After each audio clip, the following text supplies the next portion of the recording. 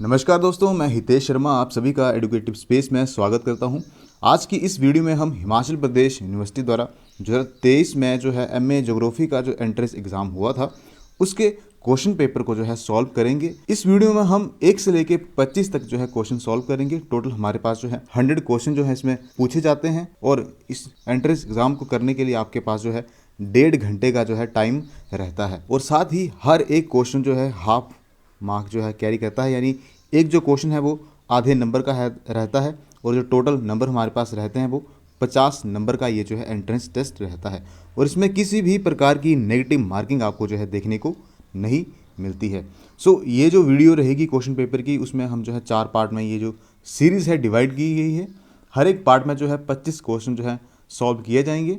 आज की इस वीडियो में हम 1 से लेकर 25 तक जो है क्वेश्चन सॉल्व करेंगे। वीडियो शुरू करने से पहले अगर आप इस चैनल में नए हैं तो चैनल को सब्सक्राइब कर लें, साथ ही बेल आइकन को दबा दें ताकि आने वाले जो वीडियोस हैं उसकी नोटिफिकेशन आपको सबसे पहले मिल सके। और साथ ही हमारा जो टेलीग्राम चैनल है उसको भी ज्वाइन कर लें, क्योंकि वहाँ पर हम जो है आपको टाइम टू टाइम हर एक चीज़ के बारे में अपडेट करते रहते हैं। लिंक जो है डिस्क्रिप्शन में दिया हुआ है। चलिए इस वीडियो को शुरू करते हैं। फर्स्ट क्वेश्चन जो कि 2023 में एमए ज्योग्राफी एंट्रेंस एग्जाम में पूछा गया था वो था हमारे पास, who is considered as the father of geography. काफ़ी ज़्यादा बेसिक क्वेश्चन है। ऑप्शन है हमारे पास, हिंदी में एक बार बताता हूँ, भूगोल का जनक किसे माना जाता है।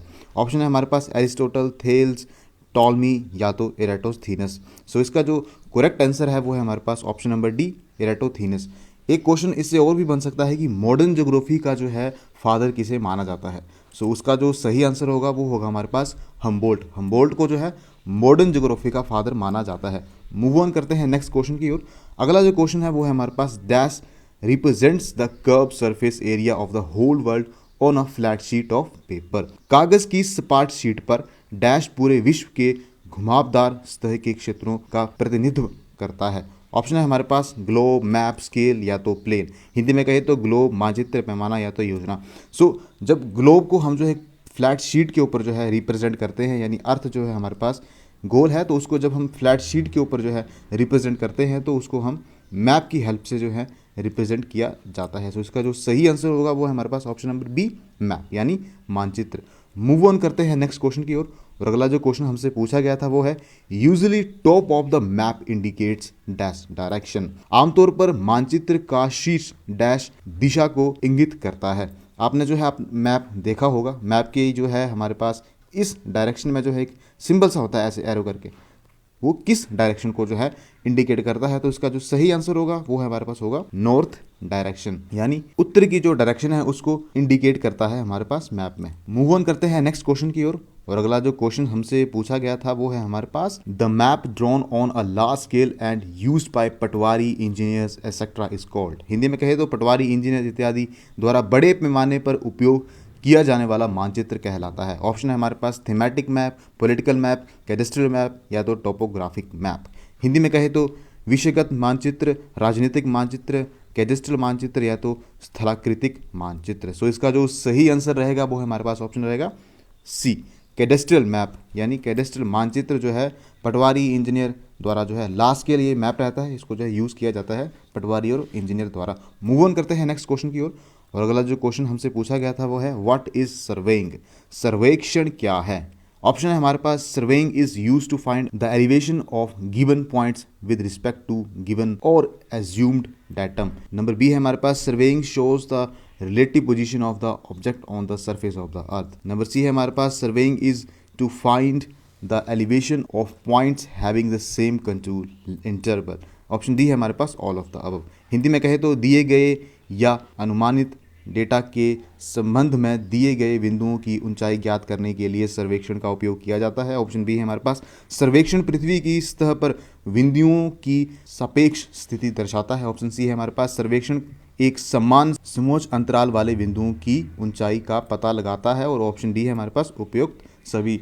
इसका जो सही आंसर है वो है हमारे पास option number B, surveying shows the relative position of the objects on the surface of the अर्थ।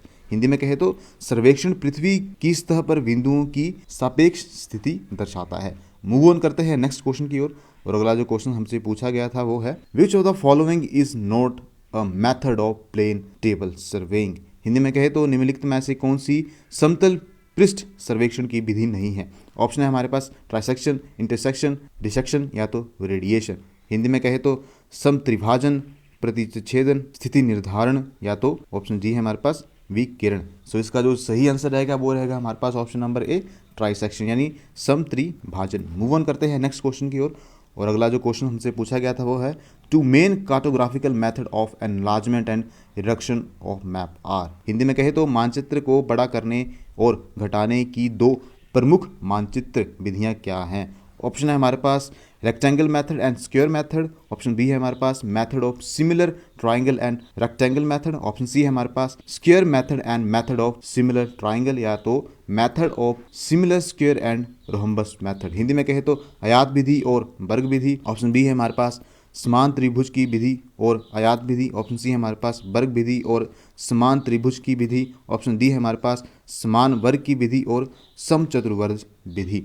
सो इसका जो सही आंसर रहेगा वो रहेगा हमारे पास option number D method of similar square and rhombus method यानी समान वर्ग की विधि और समचतुर्भुज की विधि। मूव ऑन करते हैं नेक्स्ट क्वेश्चन की ओर। अगला जो क्वेश्चन है हमारे पास remote sensing techniques make use of properties of dash emitted, reflected और diffracted by the sensed objects. Hindi में कहे तो संदूर संवेदन तकनीक संवेदी वस्तुओं द्वारा उत्सर्जित, परावर्तित या विवर्तित डैश के गुणों का उपयोग करती है। ऑप्शन है हमारे पास electromagnetic waves, sound waves, electric waves या तो विंड वेव्स। हिंदी में कहे तो विद्युत चुंबकीय तिरंगे, ध्वनि तिरंगों या तो विद्युत तिरंगों या तो पवन तिरंगों। सो इसका जो सही आंसर रहेगा वो रहेगा हमारे पास option number A electromagnetic waves यानी विद्युत चुंबकीय तरंगों का जो है यूज किया जाता है रिमोट सेंसिंग टेक्निक्स में। सो मूव ऑन करते हैं नेक्स्ट क्वेश्चन की ओर। और अगला जो क्वेश्चन हमारे पास पूछा गया था वो है GIS represents X coordinates in dash direction. GIS dash दिशा में एक्स निर्देशांक का प्रतिनिधित्व करता है। ऑप्शन है हमारे पास हॉरिजॉन्टल, वर्टिकल, टेंजेंशियली या तो none of the above. Hindi में कहे तो क्षैतिज, लंबवत, स्पर्शरेखीय, उपयुक्त में से कोई भी नहीं। सो इसका जो सही आंसर रहेगा वो रहेगा हमारे पास ऑप्शन नंबर ए हॉरिजॉन्टल यानी क्षैतिज का जो है यूज किया जाता है। सो मूव ऑन करते हैं नेक्स्ट क्वेश्चन की ओर। और अगला जो क्वेश्चन हमसे पूछा गया था वो है हमारे पास which type of climate is found along the Amazon basin and Congo basin.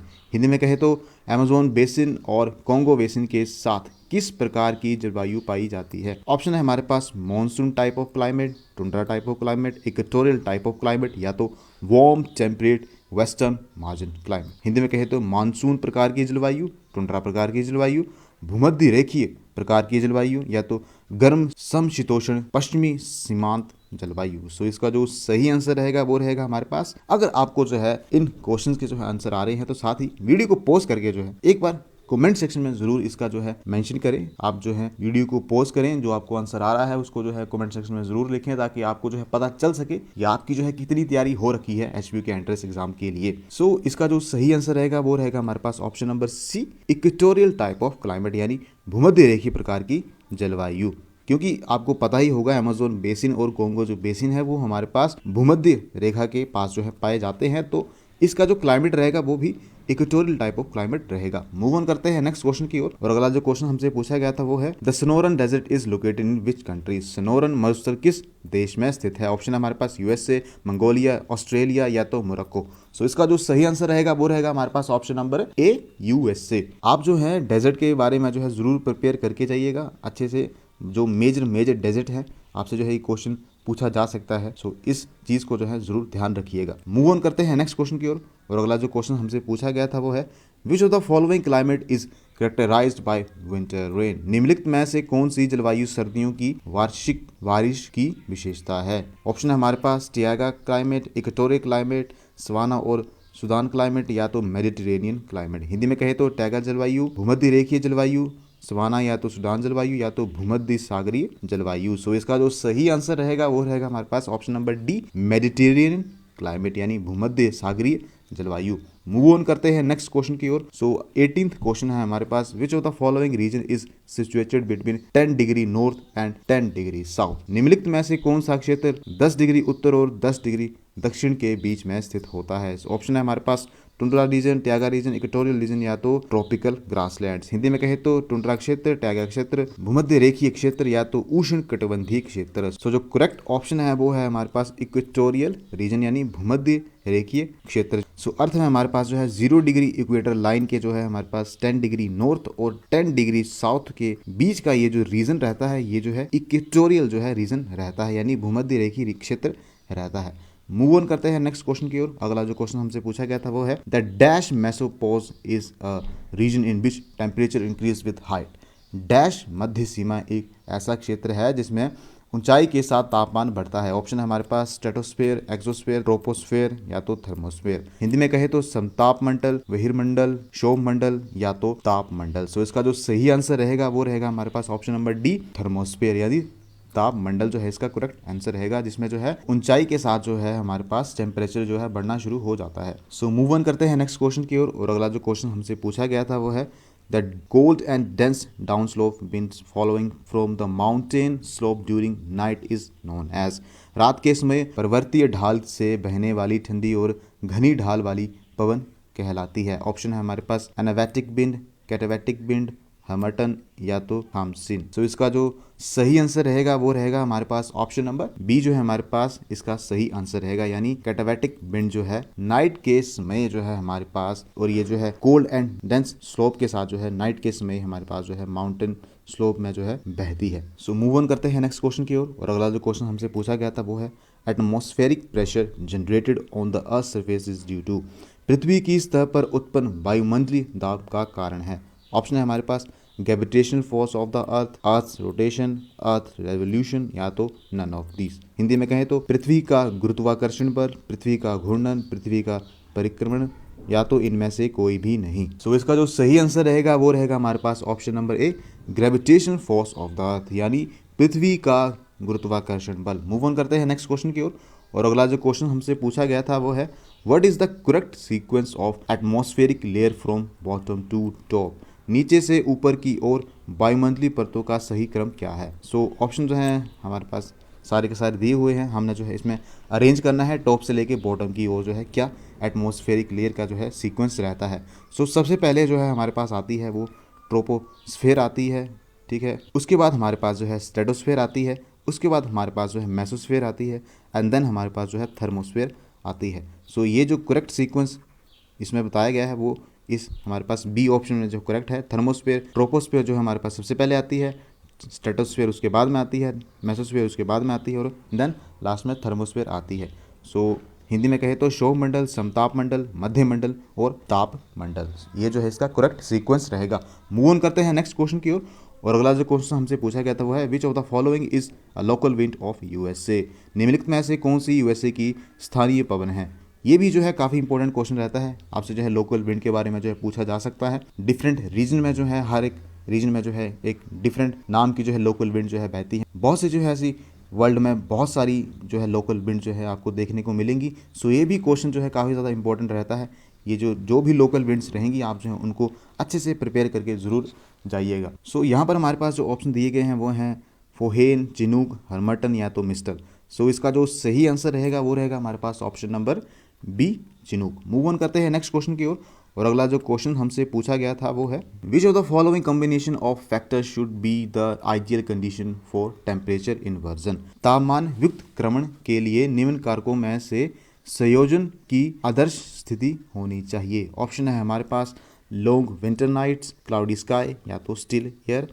Hindi में कहे तो लंबी सर्द रात, बादलों से भरा आसमान या तो स्थिर हवा। सो टेम्परेचर इन्वर्जन के लिए जो है सबसे पहले हमारे पास लॉन्ग विंटर नाइट्स होनी चाहिए और साथ ही हमारे पास जो है स्टिल एयर रहनी चाहिए। सो ये जो है हमारे पास दो ऑप्शन करेक्ट हैं, यानी लंबी सर्द रात होनी चाहिए और स्थिर हवा होनी चाहिए। क्लाउडी स्काई यानी बादलों से भरा जो है आसमान नहीं रहना चाहिए। सो फर्स्ट एंड थर्ड जो है हमारे पास करेक्ट ऑप्शन है। सो यहाँ पर आप जो है देख सकते हैं ऑप्शन नंबर सी में जो है हमारे पास फर्स्ट एंड थर्ड का जो है ऑप्शन दिया गया है। सो ये जो है करेक्ट आंसर रहता है। मूव ऑन करते हैं नेक्स्ट क्वेश्चन की ओर। और 20th क्वेश्चन जो हमसे पूछा गया था वो है if the amount of water vapour in the air is high then the rate of evaporation is. यदि वायु में जलवाष्प की मात्रा अधिक है तो वाष्पीकरण की दर क्या रहेगी। ऑप्शन है हमारे पास will decreases, will be zero, will remain the same, will increase. Hindi में कहे तो घटेगी, शून्य होगी, या तो बही रहेगी या तो बढ़ेगी। सो इसका जो सही आंसर रहेगा वो रहेगा हमारे पास option number A, will decreases, यानी हमारे पास जो है वाष्पीकरण की जो है दर घटेगी। अगर अमाउंट ऑफ वाटर वेपर्स जो है एयर में ज़्यादा है तो इवेपोरेशन जो है ऑटोमेटिकली कम ही रहेगी, क्योंकि पहले ही एयर में जो है काफ़ी ज़्यादा वाटर वेपर्स जो है अवेलेबल है। सो मूव ऑन करते हैं नेक्स्ट क्वेश्चन की ओर। और अगला जो क्वेश्चन हमसे पूछा गया था वो है what is the amount of water vapours present in air called. वायु में उपस्थित जलवाष्प की मात्रा क्या कहलाती है। ऑप्शन है हमारे पास evaporation, precipitation, humidity, condensation. Hindi में कहे तो वाष्पीकरण, वर्षण, आर्द्रता, या तो सघनन। सो इसका जो सही आंसर रहेगा वो रहेगा हमारे पास ऑप्शन नंबर सी, ह्यूमिडिटी यानी आर्द्रता। मूव ऑन करते हैं नेक्स्ट क्वेश्चन की ओर। और 22 जो क्वेश्चन हमसे पूछा गया था वो है which of the following is the largest reservoir with in the hydrologic cycle. निम्नलिखित में से कौन सा जलीय चक्र के अंतर्गत सबसे बड़ा जलाशय है। ऑप्शन है हमारे पास आइस शीट्स, ग्राउंड वाटर, या तो द एटमॉस्फेयर या द ओशंस। हिंदी में कहे तो बर्फ की चादरें, भूजल, वायुमंडल, या तो महासागर। सो इसका जो सही आंसर रहेगा वो रहेगा हमारे पास option number D, the oceans, यानी महासागर जो है सबसे बड़ा जो है रिजर्वॉयर है हाइड्रोलॉजिकल साइकिल में। मूव ऑन करते हैं नेक्स्ट क्वेश्चन की ओर।